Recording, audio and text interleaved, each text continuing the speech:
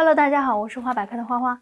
今天我教大家如何给沙漠玫瑰换盆儿。这盆是我刚买回来的沙漠玫瑰，大家看它的盆儿其实就是一次性的营养钵。我们需要给它种到这种花盆里。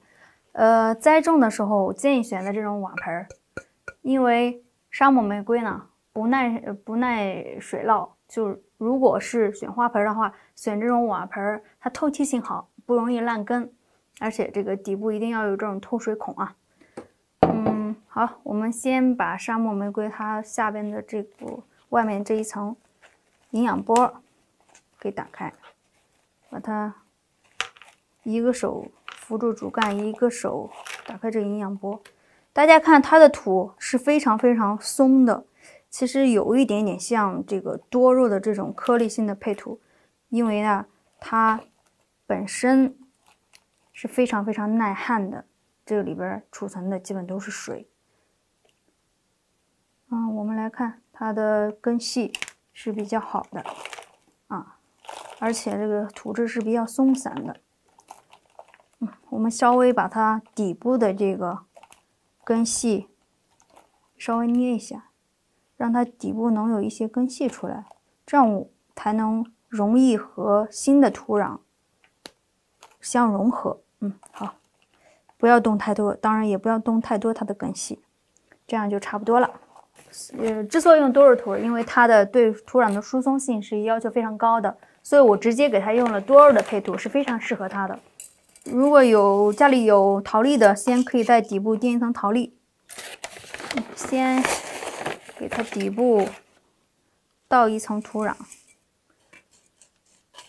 然后呢，我们再把沙漠玫瑰的根系，记住一定不要把它的土都给它扒下来，因为留住一些护心土会更有利于它的生长，还有缓苗。好了，我们可以在这里看一下有没有一些腐烂或干枯的根系。如果有腐烂干枯的根系大家还是要把它的根系给剪一剪。我们现在呢，把沙漠玫瑰放到盆里，然后再继续往里填土，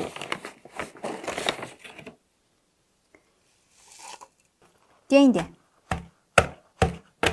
让土更加实。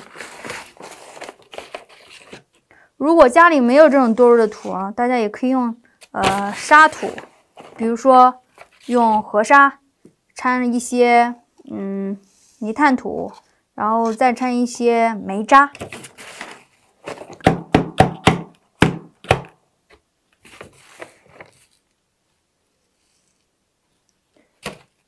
好了，填满了。其实没必要把它完全满当的都把这个土填到盆沿儿，因为留一点点空隙呢，你浇水的时候它不会把土溢出来。